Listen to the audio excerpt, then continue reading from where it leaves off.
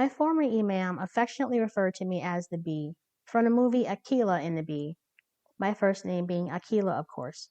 But on YouTube, I ran across this video while researching science in the Qur'an. A professional beekeeper found the science in the Qur'an pertaining to bees fascinating. It is called chapter in the Quran about honeybees. So I had to check it out, and this is what I found. Chapter 16 is called The Bee. And Islam highly respects the bee to the point where it's a sin to kill one. Okay, 3 key points. 3 things that I liked. Number 1, it talks about honey. It says, there comes forth from their bellies a beverage of many hues in which there is healing for men.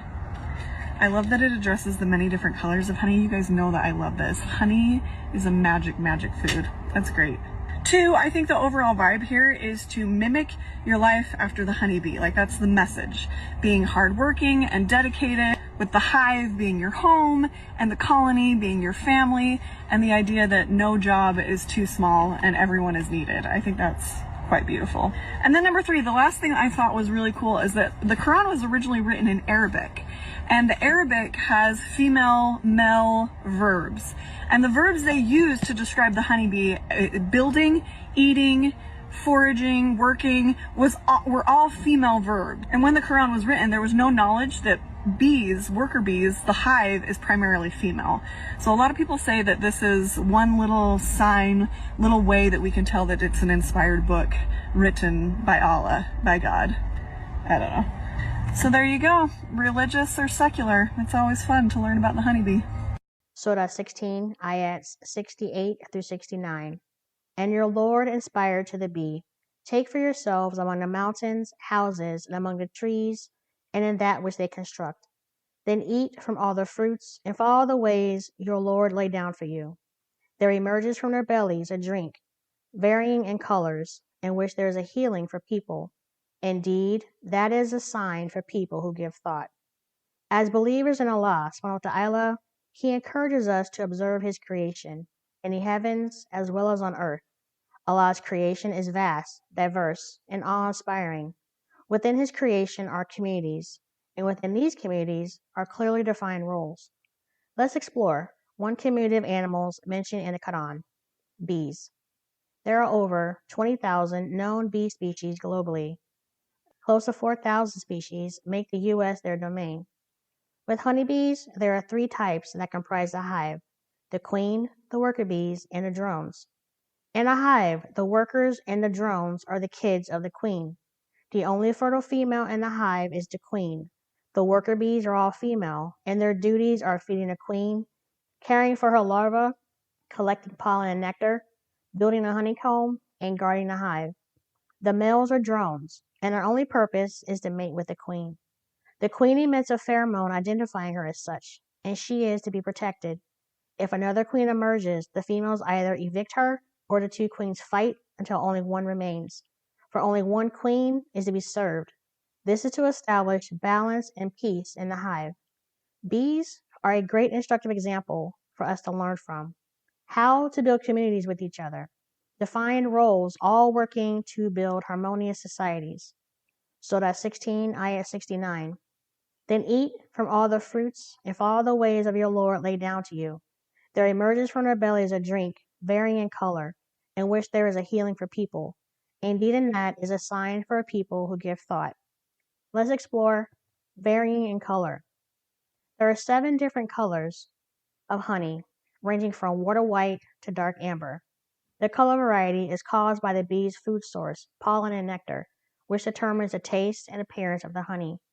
A bee doesn't consume all it gathers. The honey it makes primarily benefits others. What's the lesson for us? Our work and blessings should extend beyond ourselves. True success is measured by how much others benefit from us. The divine knowledge of Allah subhanahu wa ta'ala of the honeybee can be applied to our own lives. This is one of the few direct mentions of inspiration to a creature other than the prophets. It elevates the bee as an example of divine order. Bees work collectively with remarkable organization, each with a role. This parallel lessons about unity and fulfilling one's purpose. Just as each bee contributes to the hive, we have roles to play in society, in the Ummah. Bees don't work for themselves alone. Their labor benefits others. Likewise, our actions can serve beyond our own needs. Live with intention. Ask yourself, what am I contributing to my family, community, humanity at large? No single bee can produce honey alone. The sweetness comes from a collective effort. What's the lesson for us? Communities thrive when individuals unite upon truth and goodness rather than selfishness.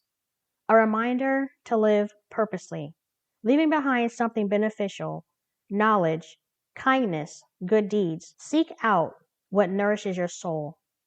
It takes courage and maturity for each of us to look within ourselves and ask, what is my purpose? What do I want to leave behind? How would I like to be remembered? When my name is invoked, does it bring a smile to a face? Just as bees choose what is most beneficial, we should be mindful of what we consume in life. Knowledge, company, habits. Like the bee, being constant and focused on beneficial sources helps us produce something sweet and healing for others.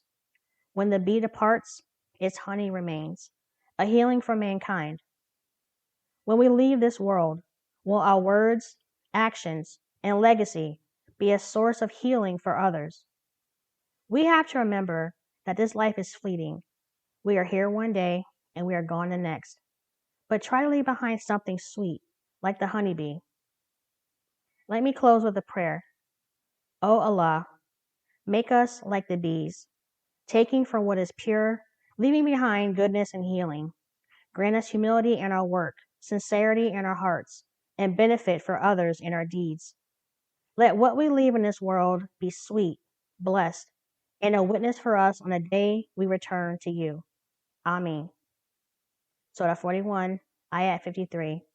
We will show them our signs in the horizons and within themselves until it becomes clear to them that this is the truth. But is it not sufficient concerning your Lord that He is over all things a witness? Until next time, stay open-minded, kind-hearted, soft-spoken, but driven to leave a humble, positive, lasting impression. Let your footsteps be a path to enlightenment and healing. Assalamu alaikum. Peace be with you.